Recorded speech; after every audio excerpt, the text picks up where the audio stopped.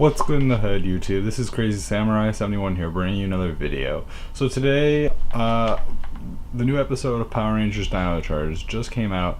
Huge deal, episode 10. The episode's entitled The Royal Rangers.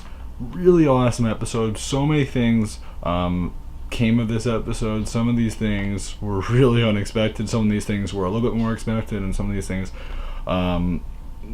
I just knew what were going to happen. I mean, it was a really jam-packed episode, really exciting one, and one that's important, especially since this is the second to last part in the 4-part saga, which next episode will be supposedly when we finally get to see the Gold Ranger. This episode, sadly, we did not. But let me explain what we did see. So, the episode starts off with this display of the sign for the treasures of Xandar. We then see Riley there, and eventually we go into their base or whatever, the Rangers, where Kendall's asleep after working ridiculous hours, and we see that Tyler and Coda are trying to wake her up.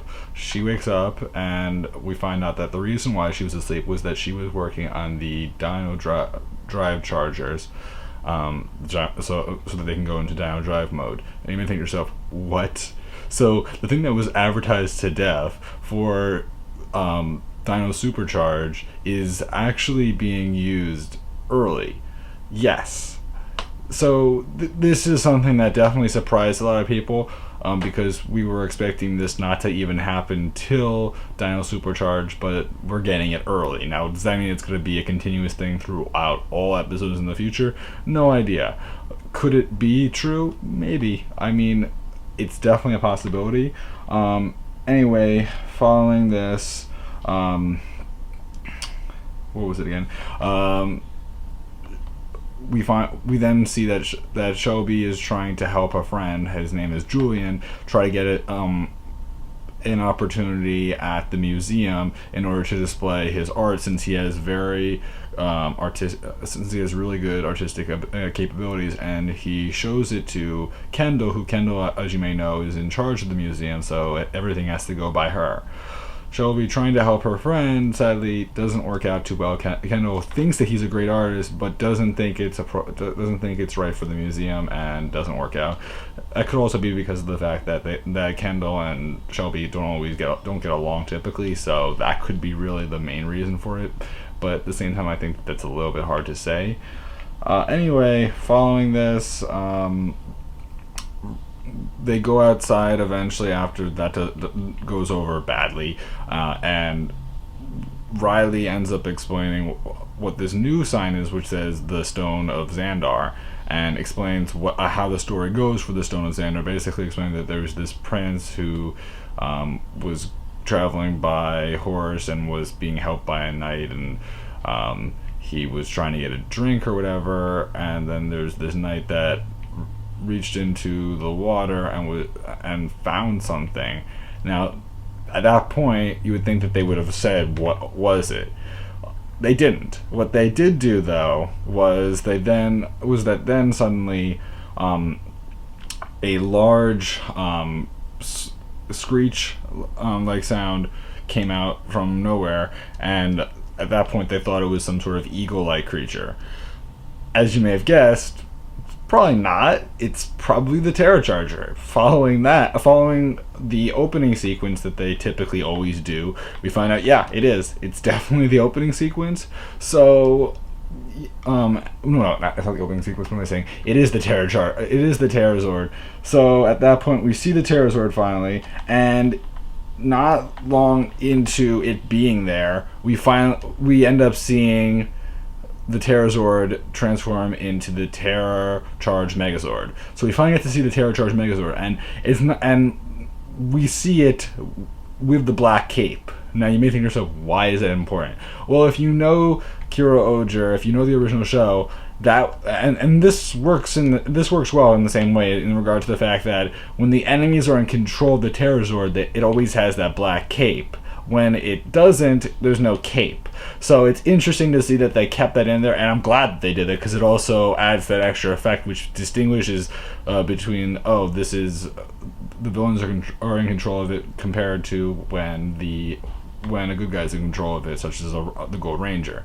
So speaking of being in control of it, Fury is actually inside of the cockpit of the Terra charged Megazord's cockpit, and so he is able to control it. Now, due to the fact that he only has the charger but he doesn't have the energem, his power is limited. So what happens is that at that point the Rangers decide to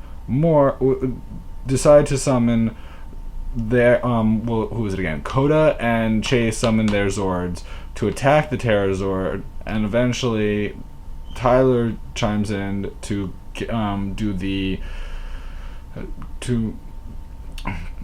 the Megazord formation with the Paracharger and the Stego Charger to create that formation.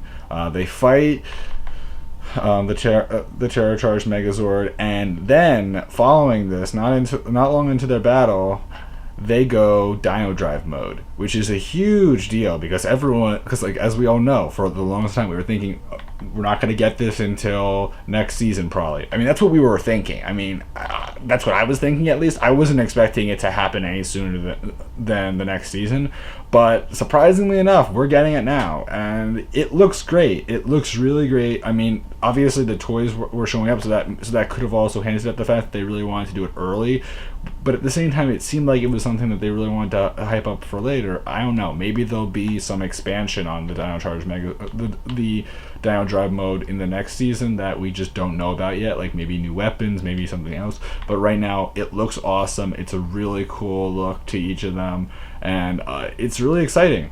So we see them do that. As far as weapons or anything like that, speaking of which, there really isn't any change. It's more or less so the fact that they're just able to do things a lot more easily, and the amount of damage that they can deal to their villains is a lot greater. But of course, the one thing you have to remember is that they can only do this while on the Megazord. So you're not going to see any on the ground fights, though they might do that eventually. They haven't confirmed for sure, but that's definitely a possibility. Anyway, that all happens, and that's cool. Following this, eventually the Megazord does run out of power. So, the Terra charged Megazord does run out of power due to the fact that Fury only has the charger. He doesn't have the energem, so he doesn't have a sustainable amount of power. He only has so much due to that limitation. So he does have to retreat at one point, and that gives them the opportunity to return back to their base. Well, there though, what was it again? Oh yeah, the Rangers look into the props and not the props. What do you say? What do you call it? The artifacts and the clothing that were supposed to be worn to advertise the big exhibit for the Stone of Xandar and the Treasures of Xandar. So at one point, when they're trying to lift up the crate, all the Rangers are trying to lift up the crate that has the Stone of Xandar. Suddenly, this big glow of gold shows from the cracks in the crate. At the same time, their energems begin to glow, and this begins to make everyone really curious about what's inside. At that point, they decide to lift it up again, and when they do so, the lid cracks right open, literally cracks open, and suddenly we see that the Stone of Xandar is really the gold energem, which is a huge deal. And it makes a lot of sense for what we've been told if you've followed some of the information that's been given out about the future episodes. Really interesting. So we finally get to see the gold energem, which is a huge deal, and it looks great, and they really displayed it well. But then following this, they realize, okay, this is a great opportunity, because now we can fool Fury because now we can set up a plan to trick Fury into stealing a fake gold energem and trying to take, and so that we can take the Dino Charger itself. So what they have to do is that then the Rangers begin to get into disguises. Shelby dresses up as a princess. Tyler dresses up as a prince. At first, Shelby's not very happy about having to dress up like a prince because she thinks that as a princess, because she thinks that people who are royalty act all snooty and snobby, when that's not always true. That's not always true. And she originally was gonna not wear it, but then when she sees Tyler, you could tell right away that she has a thing for Tyler. So very cute at that moment. She's like, nope, I'm gonna do it at that point, and you could tell that it's because of him. At the same time, you may think, okay, so is it just gonna be the two of them dressed up? No, but actually, all the Rangers had to go into disguise. Obviously, the two of them would be the ones that would function as the prince and princess to promote the event, and they do so by coming out of a limousine at one point, being on a red carpet with a whole bunch of people there to take pictures and see them as prince and princess. And there's even a funny moment where like someone on the sides of the red carpet says, why don't we take a picture of you kissing each other, and they just look at each other really funny like it's just really, really cute.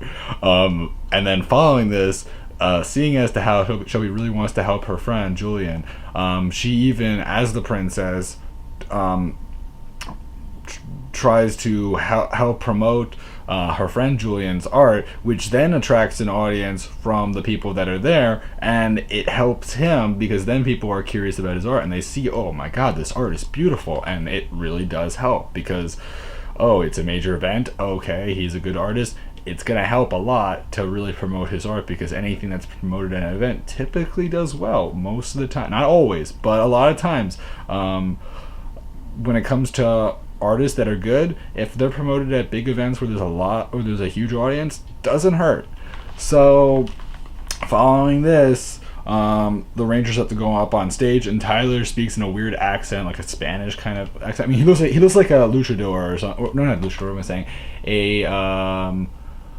the one that I'm forgetting the name of it. The one that has the cape for the bulls and everything. You know what I'm talking about.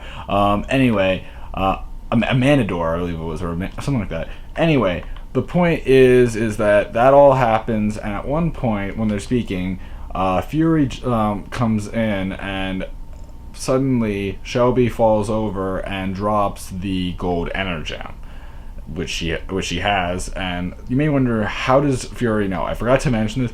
Well, up in space, in the spaceship where Fury and Sludge and everyone else is, Fury tries to power the energem, and not the energem, what am I saying? The Terra charger. It doesn't work out because the glowing spirit inside of him is fighting back, preventing him from powering it. So at that point, he realizes that he can't do much, and he goes into the room where Poisandra is, and Curio. I'm thinking of his Sentai name, Lucky Euro. Curio, the two of them are there, and they're watching TV, and when Fury looks over at the TV, he sees an advertisement for the Stone of Xandar, which is the gold energem. That's how he knows. So, going back to where we were, once he's there, he sees that the gold energem has fallen to the ground, steals it, and then instantly summons the Terra charge, the Terrazord, goes inside of it, tries to use the gold energem, but finds out it's a fake. So at that point, he falls out of the Terra charge, out of the Terrazord, and gets really annoyed at them, obviously. And at that point, we see these new foot soldier-like creatures alongside these Vivixes, as well as Fury. And the Rangers are unmorphed at this point in their disguises, and at that point, they decide to complain about their looks and then morph into their Ranger forms and fight the Vivixes and these new foot soldiers, which I'm forgetting the names of them, but I definitely recognize them right away. I don't remember what they call them, and they didn't really specify in the show specifically, so can't really say much there. Anyway, that all happens, and that's cool and all. And the Rangers, and then at one point, Tyler, after the other Rangers have been fighting the Vivixes and the stronger foot soldier like creatures, Tyler chases Terra chopper after Chase gives it to him, because he doesn't just steal it. And he combines it with his T-Rex smasher to create the T-Rex chopper to fight against Fury while Fury does his own attacks.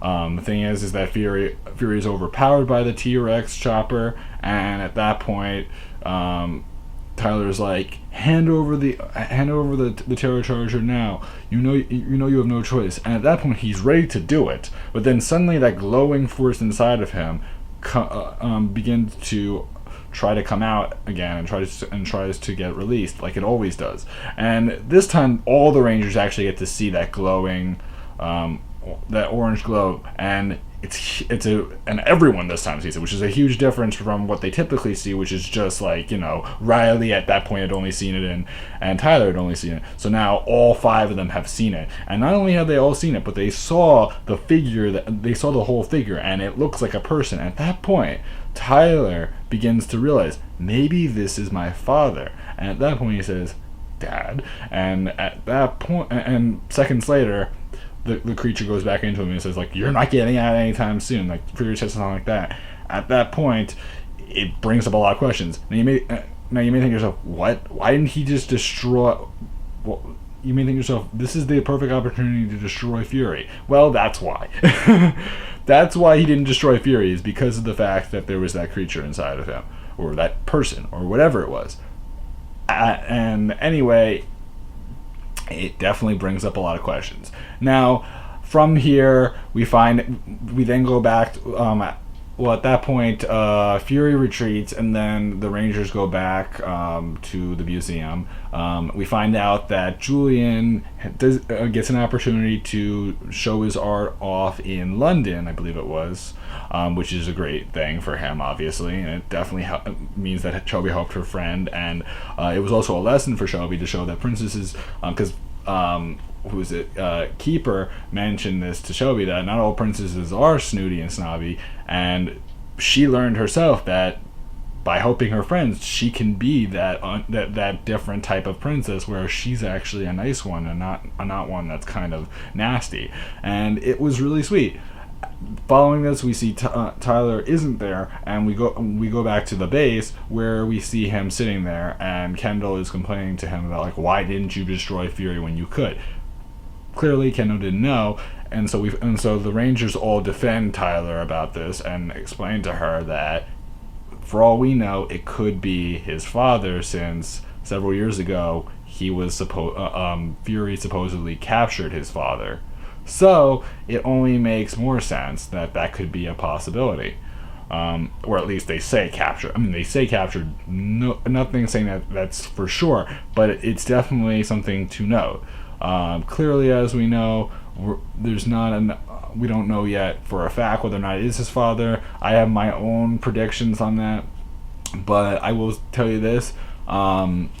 This was a great episode. A lot of information was shown off. Really jam-packed. Lots of detail. As you can tell, this is a longer video, a pretty long one.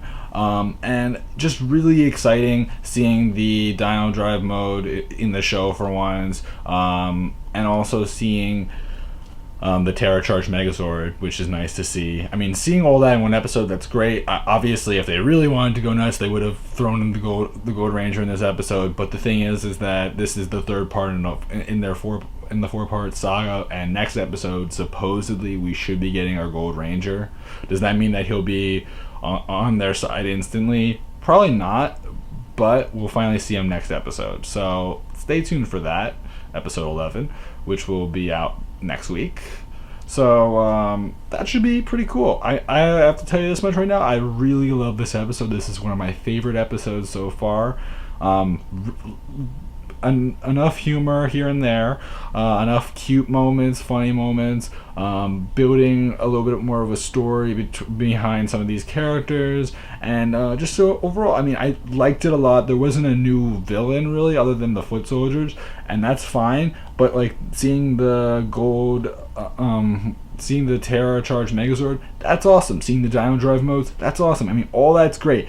There's not much else I can think of right now, other than that this was a great episode. I'm curious about if you guys enjoyed it. I would love to know in the comments what you guys thought. What things do you hope to see in the future of the show that you haven't already seen so far? What do you think this means when it comes to the Dino Drive mode now since we've seen it?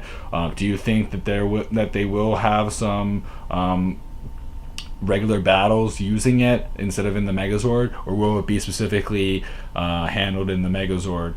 If so, why? I would love to know all that and more. I hope you guys enjoyed this again. Please remember to like, comment, subscribe, and check out all the other videos on this channel, including all the other reviews for the previous 9 other episodes so far. And this is the 10th one. I hope you guys enjoyed this again, and I'll see you guys, so bye-bye.